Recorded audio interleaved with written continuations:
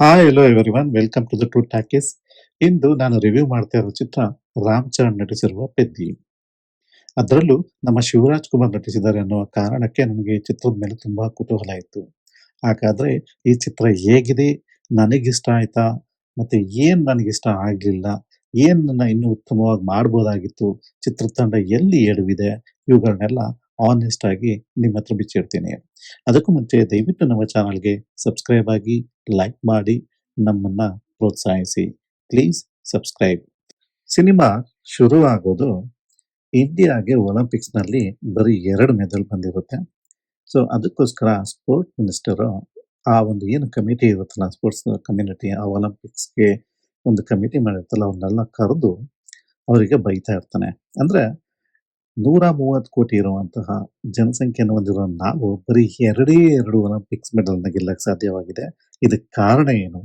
ಇದಕ್ಕೆ ಯಾಕೆ ಈ ತರ ಆಗ್ತಾ ಇದೆ? ನಮಗೆ ನಾಚಿಕೆ ಆಗ್ಬೇಕು. ಇದಕ್ಕೆಲ್ಲ ನಾವು ಒಂದು ಸೊಲ್ಯೂಷನ್ ಕಂಡುಹಿಡಿಯಲೇಬೇಕು. ನಾವು ಎಲ್ಲಿ ಎಡುತ್ತಾ ಇದ್ದೀವಿ? ಇಷ್ಟೊಂದು ಸಾವಿರಾರು ಕೋಟಿಯನ್ನ ಇನ್ವೆಸ್ಟ್ ಮಾಡ್ತಾ ಇದ್ರು. ನಾವು ಈ ಸ್ಪೋರ್ಟ್ಸ್‌ನಲ್ಲಿ ಯಶಸ್ಸು ಗಳಿಸ್ತಾ ಇಲ್ವಲ್ಲ? ಏನಕ್ಕೆ? ಇದನ್ನೆಲ್ಲ ನಾವು ಪತ್ತೆ ಹಚ್ಚಬೇಕು ಮತ್ತೆ ಅದಕ್ಕೆ ಸೊಲ್ಯೂಷನ್ ಅನ್ನು ಕಂಡುಕೊಳ್ಳಲೇಬೇಕು. ಇಲ್ಲ ಅಂದ್ರೆ ನಾವು ಈ ಸ್ಪೋರ್ಟ್ಸ್ ಅನ್ನ ಮುಚ್ಚಾಕ್ಬಿಡೋಣ. ಅದೇ ಒಂದು ಬಜೆಟ್ ಅನ್ನ ನಾವು ರೈತರಿಗೋ, ಒಬ್ರು ಸೈನಿಕರಿಗೋ ಕೊಟ್ರೆ ಹೆಲ್ಪ್ ಆಗುತ್ತೆ ಅನ್ನೋ ಅರ್ಥದಲ್ಲಿ ಇವ್ರಿಗೆಲ್ಲ ಎಚ್ಚರಿಕೆ ಕೊಡ್ತಾನೆ. ಸೊ, ಆ ಕಮಿಟಿಯ ಒಬ್ಬ ಸದಸ್ಯನಾದಂತಹ ಬೊಮ್ಮನ್ ಇರಾನಿ ಕಾರಲ್ಲಿ ಬರ್ಬೇಕಾದ್ರೆ ಅವನು ಒಂದು ತಾಲೂಕ್ನಲ್ಲಿ ತುಂಬಾ ಹುಡುಗರು ಸ್ಪೋರ್ಟ್ಸ್‌ಗೆ ಜಾಯಿನ್ ಆಗೋದಕ್ಕೆ ಕ್ಯೂ ಅಲ್ಲಿ ನಿಂತಿರೋದನ್ನ ಗಮನಿಸ್ತಾನೆ. ಸೊ, ಹಾಗಾಗಿ ಅಲ್ಲಿ ಸ್ಟಾಪ್ ಅನ್ನ ಪಡೆದಂತಹ ಬೊಮ್ಮನ್ ಇರಾನಿ ಆ ಸ್ಪೋರ್ಟ್ಸ್ ಅಕಾಡೆಮಿ ಒಳಗಡೆ ಹೋಗ್ತಾನೆ. ಸೊ, ಏನಕ್ಕೆ ಜಾಯಿನ್ ಆಗ್ತಾ ಇದ್ದಾರೆ ಇವರೆಲ್ಲ ಅಂದಾಗ ಇವರೆಲ್ಲ ಸ್ಪೋರ್ಟ್ಸ್‌ಗೆ ಒಂದು ನೆಕ್ಸ್ಟ್ ಬರೋ ಸ್ಪೋರ್ಟ್ಸ್‌ಗೆ ಜಾಯಿನ್ ಆಗ್ತಾ ಇರ್ತಾರೆ ಅಂತ ಎಲ್ಲ ಹೇಳಿದಾಗ ಅದನ್ನ ಅಬ್ಸರ್ವ್ ಮಾಡ್ತಾನೆ. ಅಂದ್ರೆ ಎಲ್ಲರೂ ಅಂಡರ್ 19 ಒಳಗಡೆ ಇರುವಂತಹ ಹುಡುಗರುಗಳು. ಸೊ, ಅವರೆಲ್ಲ ಕ್ರಿಕೆಟ್‌ಗೆ, ಕಬಡ್ಡಿಗೆ ಎಲ್ಲದಕ್ಕೂ ಹೆಸರು ಕೊಡ್ತಾ ಇರ್ತಾರೆ. ಸೊ, ಆ ಟೈಮಲ್ಲಿ ಎಲ್ಲಾರ್ನು ಇವನು ಕೇಳ್ತಾನೆ ನಿಮ್ಮ ಫೇವರೇಟ್ ಆಟಗಾರ ಯಾರು ಅಂತೆಲ್ಲ. ಈಗ ಸಚಿನ್ ಅಂತ ಹೇಳ್ತಾರೆ. ಸೊ, ಆ ಥರ ಎಲ್ಲ ಹೇಳ್ಬೇಕಾದ್ರೆ ಕೆಲವರು ಪೆದ್ದಿ ಅಂತ ಹೆಸರು ಬರುತ್ತೆ. ಸೊ, ಅವ್ನಿಗೆ ಆಶ್ಚರ್ಯ ಆಗುತ್ತೆ ಈ ಪೆದ್ದಿ ಯಾರು ಅಂತ. ಸೊ, ಅವ್ನಿಗೆ ಆಶ್ಚರ್ಯ ಆಗೋದಕ್ಕೆ ಇನ್ನೊಂದು ಮುಖ್ಯವಾದ ಕಾರಣ ಏನು ಅಂತಂದ್ರೆ, ಒಂದೇ ಸ್ಪೋರ್ಟ್ಸಲ್ಲಿ ಪೆದ್ದಿ ಅಂತ ಹೆಸರು ಬಂದಿದ್ರೆ ಅದು ಅವ್ರಿಗೇನು ಆಶ್ಚರ್ಯ ಆಗ್ತಿರ್ಲಿಲ್ಲ. ಬಟ್ ಬೇರೆ ಬೇರೆ ಹೆಸರಲ್ಲೂ ಸಹ ಪೆದ್ದಿ ಅಂತಾನೆ ಹೆಸರು ಬರುತ್ತೆ. ಸೊ, ಅಂದ್ರೆ ಸ್ಪೋರ್ಟ್ಸ್ ಚೇಂಜ್ ಆಗ್ತಾ ಇದೆ. ಬಟ್ ಪ್ಲೇಯರ್ ಒಬ್ಬನೇ ಇದ್ದಾನೆ. ಫೇವರೇಟ್ ಪ್ಲೇಯರ್ ಒಬ್ಬನೇ ಇದ್ದಾನೆ. ಯಾರು ಇವನು ಈ ಪೆದ್ದಿ? ಇವನು ಯಾರು ಇವನು ನಾನು ನೋಡ್ಲೇಬೇಕಲ್ಲ ಅನ್ನೋ ಅರ್ಥದಲ್ಲಿ ಅಲ್ಲಿನ ವಿಚಾರಿಸಿದಾಗ ಅಲ್ಲಿ ಇದ್ದಂತಹ ಒಬ್ಬ ಸೆಕ್ಯೂರಿಟಿ ನೀವು ಪೆದ್ದಿ ಬಗ್ಗೆ ತಿಳ್ಕೋಬೇಕು ಅಂತ ಅಂದ್ರೆ ನೀವು ನನ್ನ ಜೊತೆ ಬನ್ನಿ.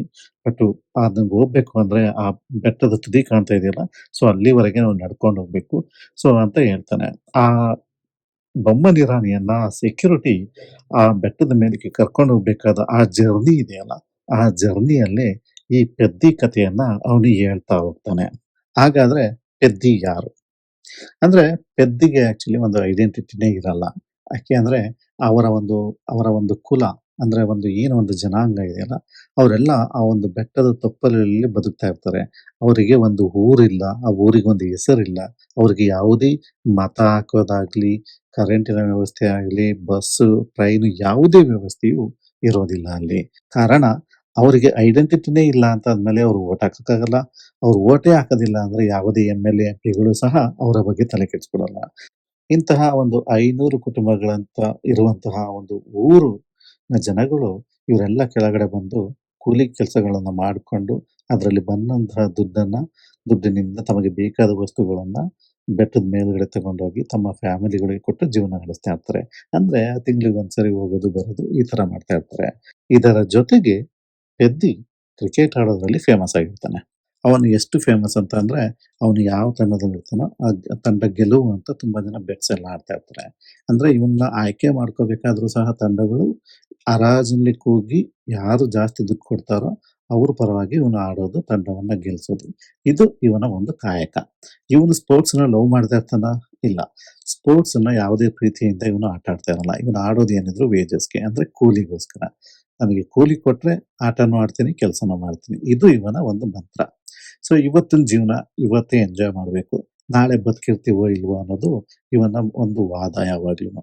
ಇದೇ ಊರಿನಿಂದ ಬಂದಂತಹ ಜಗಪತಿ ಬಾಬು 30 ವರ್ಷದಿಂದ ತಮ್ಮ ಊರಿಗಾಗಿ ಒಂದು ಹೋರಾಟ ನಡೆಸ್ತಾ ಇರ್ತಾನೆ. ಅಂದ್ರೆ ತಮ್ಮ ಊರಿಗೆ ಯಾವುದೇ ಹೆಸರಿಲ್ಲದಿದ್ದರೂ ಅಲ್ಲಿ ಒಂದು ಟ್ರೈನ್ ಹೋಗ್ತಾ ಇರುತ್ತೆ. ಆ ಟ್ರೈನನ್ನ ಆ ಸ್ಥಳದಲ್ಲಿ ನಿಲ್ಲಿಸ್ಬಿಟ್ರೆ, ಅಟ್‌ಲೀಸ್ಟ್ ಒಂದು ದಿನ ಪ್ರತಿಯೊಂದು ಸ್ಟಾಪ್ ಕೊಟ್ರೆ ಅಲ್ಲಿ, ನಮ್ಮ ಊರಿನ ಜನಗಳಿಗೆ ಉಪಯೋಗ ಆಗುತ್ತೆ. ನಮ್ಮ ಊರಿಗೆ ಒಂದು ಐಡೆಂಟಿಟಿ ಆಗುತ್ತೆ. ಎಲ್ಲರೂ ಸಹ ನಾವು ಸಹ ನಾರ್ಮಲ್ ಆಗಿ ಬದುಕ್ಬೋದು. ಆ ಒಂದು ಸ್ಟೇಷನ್ ಬಂದ್ರೆ ಅಲ್ಲಿಗೆ ಅಂತ ಒಂದು 30 ವರ್ಷದಿಂದ ಅಪ್ಲಿಕೇಶನ್ ಇಟ್ಕೊಂಡು ಎಲ್ಲಾ ಕಡೆ ತಿರುಗ್ತಾ ಇರ್ತಾನೆ. ಆದ್ರೆ ಯಾವುದೇ ಒಂದು ಸಕ್ಸಸ್ ಅನ್ನ ಕಾಣ್ತಾ ಇರಲ್ಲ. ಪ್ರತಿಯೊಬ್ಬ ಎಂ.ಎಲ್.ಎ, ಎಂ.ಪಿಗಳ ಮನೆಗೆ ಹೋಗಿ ಕಾಲಿಗೆಲ್ಲ ಬೀಳ್ತಾನೆ. ಆದ್ರೂ ಸಹ ಇವನಿಗೆ ಅದರಿಂದ ಸಕ್ಸಸ್ ಆಗ್ತಾ ಇರಲ್ಲ. ಅದನ್ನ ನೋಡ್ಕೊಂಡು ಜೊತೆಲೇ ಇದ್ದಂತಹ ಪೆದ್ದಿ ಅದಿನ್ಯಾವುದನ್ನು ಸೀರಿಯಸ್ ಆಗಿ ತಗೊಂಡಿರಲ್ಲ. ಹಾಗಾದ್ರೆ ಪೆದ್ದಿ ಕೊನೆಗೆ ಸೀರಿಯಸ್ ಆಗ್ತಾನೆ. ತಮ್ಮ ಊರಿಗೆ ರೈಲ್ವೆ ಸ್ಟೇಷನ್ ತರಬೇಕು ಅಂತ ಹಠ ಮಾಡ್ತಾನೆ. ಕ್ರಿಕೆಟ್ ಅನ್ನ ಬಿಡ್ತಾನೆ, ಕುಸ್ತಿಗೆ ಸೇರ್ತಾನೆ. ಏನಕ್ಕೋಸ್ಕರ ಸೇರ್ತಾನೆ ಕುಸ್ತಿಗೆ? ಕ್ರಿಕೆಟ್ ಅನ್ನ ಯಾಕೆ ಬಿಡ್ತಾನೆ? ಕುಸ್ತಿಗೆ ಸೇರಿದ್ಮೇಲೆ ಅವನ ಒಂದು ಮೋಟೋ ಅಂದ್ರೆ ಜೀವನದ ಗುರಿ ಏನಾಗಿರುತ್ತೆ? ತಮ್ಮ ಊರಿಗೆ ಐಡೆಂಟಿಟಿ ತರಬೇಕು ಅಂತ ಹೊರಟಂತಹ ಪೆದ್ದಿ ಕುಸ್ತಿಯಿಂದ ತಮ್ಮ ಊರಿಗೆ ಐಡೆಂಟಿಟಿ ತರ್ತಾನ? ಇಲ್ಲ ಬೇರೆ ಏನ್ ಮಾಡ್ತಾನೆ? ಕೊನೆಗೆ ತಮ್ಮ ಊರಿಗೆ ಐಡೆಂಟಿಟಿಯನ್ನ ಹೇಗೆ ತರ್ತಾನೆ? ಇದನ್ನೆಲ್ಲ ನೀವು ತಿಳ್ಕೋಬೇಕು ಅಂದ್ರೆ, ನೀವು ಪೆದ್ದಿ ಸಿನಿಮಾವನ್ನ ಥಿಯೇಟರಲ್ಲಿ ನೋಡ್ಬೇಕು. ನಾನು ಪ್ರತಿಯೊಂದನ್ನು ಹೇಳ್ಬಿಟ್ರೆ ಅದು ಸ್ಪಾಯಿಲರ್ ಆಗುತ್ತೆ. ಒಟ್ನಲ್ಲಿ ಚಿತ್ರದ ಒಂದು ಕತೆ ಅಂದ್ರೆ ಮೇನ್ ಥೀಮ್ ಏನ್ ಹೇಳೋದಿಕ್ಕೆ ಹೊರಟಿದ್ದಾರೆ ಬುಚ್ಚಿಬಾಬು ಅಂತಂದ್ರೆ, ಒಂದು ಸ್ಪೋರ್ಟ್ಸ್ ಅನ್ನ ಒಂದು ಉದ್ದೇಶ ಇಟ್ಕೊಂಡು ಆಡಿದ್ರೆ ಅವರು ಯಶಸ್ಸು ಗಳಿಸ್ತಾರೆ. ಅಂದ್ರೆ ಆ ಸ್ಪೋರ್ಟ್ಸೇ ಜೀವನ ಆಗಿರ್ಬೇಕು. ಅದ್ರಿಂದ ಏನೋ ಒಂದು ಜೀವನವನ್ನ ಕಟ್ಕೊಳ್ಳೋದಿಕ್ಕೆ ಅಂತ ಇಷ್ಟಪಟ್ಟಿರ್ಬೇಕು. ಅಂತಹ ಆಟಗಾರರನ್ನ ತಾವು ಗುರ್ತಚ್ಚಿ ಅವರಿಗೆ ನಾವು ಟ್ರೈನಿಂಗ್ ಎಲ್ಲ ಕೊಟ್ರೆ ಅಂಥವರು ನಮಗೆ ಒಲಿಂಪಿಕ್ಸಲ್ಲಿ ಮೆಡಲ್‌ಗಳನ್ನ ತಂದು ಕೊಟ್ಟೇ ಕೊಡ್ತಾರೆ ಅನ್ನೋದನ್ನ ಹೇಳೋದಕ್ಕೆ ಹೋಗಿದ್ದಾರೆ. ಇನ್ನೊಂದೇನಪ್ಪಾ ಅಂತಂದ್ರೆ, ನಮ್ಮ ದೇಶದಲ್ಲಿ ಇಂಟರ್ನಲಿ ಏನೇ ಫೈಟ್ ಇರ್ಬೋದು, ಜಾತಿ, ಧರ್ಮ, ರಾಜಕೀಯ ಇದೆಲ್ಲ ಇರ್ಬೋದು. ಆದ್ರೆ 2 ವಿಷಯಕ್ಕೆ ಎಲ್ಲರೂ ಸಹ ಒಟ್ಟಾಗ್ತಾರೆ. ಒಂದು ಯುದ್ಧ ಬಂದಾಗ, ಇನ್ನೊಂದು ಸ್ಪೋರ್ಟ್ಸ್ ಬಂದಾಗ. ಸೊ ಈ 2 ಲೈನ್‌ಗಳು ನನಗೆ ತುಂಬಾ ಇಷ್ಟ ಆಯ್ತು. ಬುಚ್ಚಿಬಾಬು ಹೇಳೋಕ್ ಹೊರಟಿರೋದು. ಹಾಗಾದ್ರೆ ಕತೆ ಲೈನ್ ಏನೋ ಚೆನ್ನಾಗಿದೆ. ಆದ್ರೆ ಓವರ್ ಆಲ್ ಸ್ಕ್ರೀನ್ ಪ್ಲೇ ಇದೆಲ್ಲ ನನಗೇನ್ ಅನಿಸ್ತು, ಇಷ್ಟ ಆಯ್ತಾ ಅಂತ ಅಂದ್ರೆ, ನಾವು ಆಲ್ರೆಡಿ ಒಂದು ಬ್ಲಾಕ್ ಬಸ್ಟರ್ ಮೂವೀಸ್ ಆದಂತಹ 'ದಂಗಲ್', 'ಸುಲ್ತಾನ್' ನೋಡಿದೀವಿ. ಅವೆರಡು ಮೂವಿಯಲ್ಲಿ ನಮ್ಗೆ ಸ್ಪೋರ್ಟ್ಸ್ ಜೊತೆಗೆ ಸ್ಟಾರ್ಡಮ್ಮೂ ಇದೆ. ಇಲ್ಲ ಅಂತ ಹೇಳಲ್ಲ. ಅಮೀರ್ ಖಾನ್ ಇದ್ದಾರೆ, ಸಲ್ಮಾನ್ ಖಾನ್ ಇದ್ದಾರೆ. ಸೊ ಅವೆರಡನ್ನು ತುಂಬಾ ಚೆನ್ನಾಗಿ ಬ್ಲೆಂಡ್ ಮಾಡಿ ಎಮೋಷನಲ್, ಸ್ವಲ್ಪ ಸ್ಟಾರ್ಡಮ್ ಮತ್ತೆ ಸ್ಪೋರ್ಟ್ಸ್‌ಗೆ ಒತ್ತು ಕೊಟ್ಟು, ಆ ಸ್ಪೋರ್ಟ್ಸ್‌ನ ಇಂಟ್ರೆಸ್ಟ್ ಆಗಿ ತೋರಿಸಿ, ನಮಗೆ ತುಂಬಾ ಅಚ್ಚುಕಟ್ಟಾದಂತಹ ಆ 2 ಸಿನಿಮಾಗಳು ನನಗಿಷ್ಟ ಆಗಿತ್ತು. ಸೊ ಅದೇ ತರ ಸಾಲಿಗೆ ಪೆದ್ದಿ ಸೇರುತ್ತಾ ಅಂತ ಅಂದ್ರೆ, ನನಗೆ ಒಂದು ರೀತಿಯಲ್ಲಿ ಅಷ್ಟು ಸ್ಯಾಟಿಸ್ಫ್ಯಾಕ್ಷನ್ ಆಗಿಲ್ಲ. ನನಗೆ ಎಲ್ಲೆಲ್ಲಿ ನನಗಿಷ್ಟ ಆಗ್ಲಿಲ್ಲ ಅಂತಾನು ಹೇಳ್ತೇನೆ. ಇಲ್ಲಿ ಮೊದಲನೇದಾಗಿ ಇದು ರಾಮ್ ಚರಣ್ ನಟಿಸಿರುವಂತಹ ಚಿತ್ರ. ಇನ್ನೊಂದು ಸ್ಪೋರ್ಟ್ಸ್ ಚಿತ್ರ. ಇವೆರಡೂ ಬ್ಲೆಂಡ್ ಆಗ್ಬೇಕು. ಅಂದ್ರೆ ಮಾಸ್ ಹೀರೋ ಮತ್ತೆ ಸ್ಪೋರ್ಟ್ಸ್ ಕತೆ. ಮತ್ತೆ ಇವೆರಡನ್ನೂ ಬ್ಲೆಂಡ್ ಮಾಡೋದ್ರಲ್ಲಿ ಸ್ವಲ್ಪ ಡೈರೆಕ್ಟ್ರು ಎಡವಿದ್ದಾರೆ ಅಂತ ಅನಿಸ್ತು ನನಗೆ. ಜಗಪತಿ ಬಾಬು ಒಂದು ಏನು ಕ್ಯಾರೆಕ್ಟರ್ ಇದೆಯಲ್ಲ ತುಂಬಾ ಚೆನ್ನಾಗ್ ಬಂದಿದೆ. ಅದ್ರಿಂದ ಜಗಪತಿ ಬಾಬು ಕ್ಯಾರೆಕ್ಟರ್ ಇಂದಾನೆ ಇವನಿಗೆ ಒಂದು ಸೀರಿಯಸ್ನೆಸ್ ಬರುತ್ತೆ. ಯಾರಿಗೆ? ನಮ್ಮ ಕಥೆಯ ನಾಯಕನಾದ ಪೆದ್ದಿಗೆ. ಆ ಒಂದು ಟ್ರಾನ್ಸ್‌ಫಾರ್ಮೇಷನ್ ಇದೆಯಲ್ಲ, ಅಲ್ಲಿ ನನಗೆ ಇನ್ನೂ ಬೇಕಾಗಿತ್ತು. ಪಂಚ್ ಸ್ವಲ್ಪ ಮಿಸ್ ಆಯ್ತು ಅಂತ ಅನಿಸ್ತು ನನಗೆ.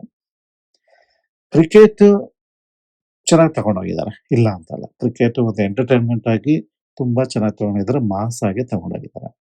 ಕ್ರಿಕೆಟ್ ಬಿಟ್ಟ ಮೇಲೆ ಕುಸ್ತಿಗೆ ಬರ್ತಾರೆ.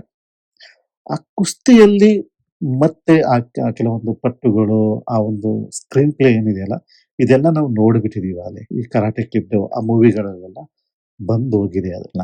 ಸೊ ನಮ್ಗೆ ಅವ್ನು ಏನ್ ಮಾಡ್ತಾ ಇದ್ದಾನೆ, ಅದನ್ನೆಲ್ಲ ಏನಕ್ಕೆ ಮಾಡಿಸ್ತಾ ಇದ್ದಾರೆ, ಅದು ಎಸ್ಪೆಷಲಿ ನಮ್ಮ ಶಿವರಾಜ್ ಕುಮಾರೇ ಆ ಕುಸ್ತಿಯನ್ನ ಕಲಿಸಿಕೊಡುವಂತಹ ಒಂದು ಗರಡಿಯ ನಾಯಕ. ಸೊ ಅವನ ಗರಡಿಯಲ್ಲಿ ಇವನು ಬೆಳೆಯೋದು ಇವನು. ಸೊ ಅಲ್ಲೆಲ್ಲ ನಮ್ಗೆ ಸ್ವಲ್ಪ ಏನೋ ಶಿವರಾಜ್ ಕುಮಾರ್ ಇಟ್ಕೊಂಡು ಏನೋ ಹೇಳೋದಿಕ್ ಹೋಗ್ತಾ ಇದ್ದಾರೆ ಅನ್ಸುತ್ತೆ. ಬಟ್ ಅದಷ್ಟೊಂದು ರೀಚ್ ಆಗಲ್ಲ ನಮ್ಗೆ. ಮತ್ತೆ ಆ ಕುಸ್ತಿಯನ್ನ ಇವನು ಕುಸ್ತಿಗೆ ಇಂಟ್ರೊಡ್ಯೂಸ್ ಮಾಡ್ಬೇಕಾದ್ರೆ ಒಂದು ಫೈಟ್ ಇದೆ. ಅಂದ್ರೆ ಇಬ್ರ ಮೇಲೆ ಇವ್ರು ಗೆದ್ದಿ ಕುಸ್ತಿ ಆಡೋದು. ಆ ಕುಸ್ತಿಯೂ ಸಹ ನಮ್ಗೆ ಅಷ್ಟೊಂದು ಆಹ್, ಇಂಪ್ರೆಸ್ ಮಾಡಲ್ಲ. ಬಟ್ ಟ್ರೈ ಮಾಡಿದ್ದಾರೆ. ಅಷ್ಟೊಂದು ಕೆಟ್ಟದಾಗಿದೆಯಾ? ಇಲ್ಲ. But wow! ಅನ್ನೋ ತರ ಇದೆಯಾ? ಇಲ್ಲ. ಒಂದು ಆವರೇಜ್ ಅಲ್ಲಿ ಹೋಗುತ್ತೆ ಅಲ್ಲೆಲ್ಲ ಸ್ಟೋರಿ. ಇನ್ನು ನ್ಯಾಷನಲ್ ಗೇಮ್ ಅಂತ ಕುಸ್ತಿ ನಡೆಸ್ತಾರೆ. ಅದರಲ್ಲಿ ಸೆಮಿಫೈನಲ್ ಫೈಟು ನಡೆಯುತ್ತೆ. ಆ ಫೈಟಲ್ಲೂ ಸಹ ನನ್ಗಂತ ಒಂದು ಪಟ್ಟು ಅಂತಾನು ಅನ್ಸಲ್ಲ. ಒಂದೇನ್ ಅಂತ ಒಂದು ಎಮೋಷನಲ್ ಟಚ್ ಅಂತ ಅನ್ಸಲ್ಲ. ಒಂದು ಟ್ರಾನ್ಸ್‌ಫಾರ್ಮೇಷನ್ ಅಲ್ಲೂ ಆಗುತ್ತೆ.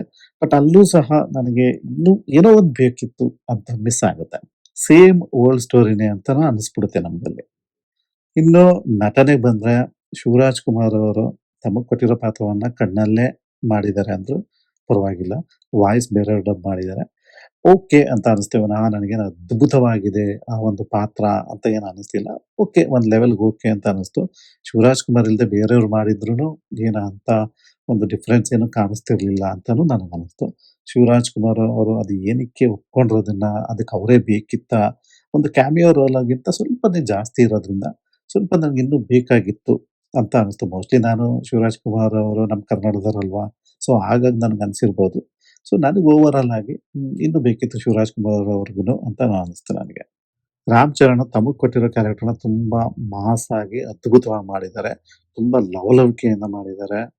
ಡ್ಯಾನ್ಸ್ ಆಗ್ಲಿ, ಫೈಟ್ಸ್ ಆಗ್ಲಿ, ಆ ಬಾಡಿ ಬಿಲ್ಡಿಂಗ್ ಮಾಡ್ಕೊಂಡಿರೋದಾಗ್ಲಿ, ಆ ಟ್ರಾನ್ಸ್‌ಫಾರ್ಮೇಷನ್ ಆಗ್ಲಿ ತುಂಬಾ ಎಫರ್ಟ್ ಎದ್ದು ಕಾಣುತ್ತೆ.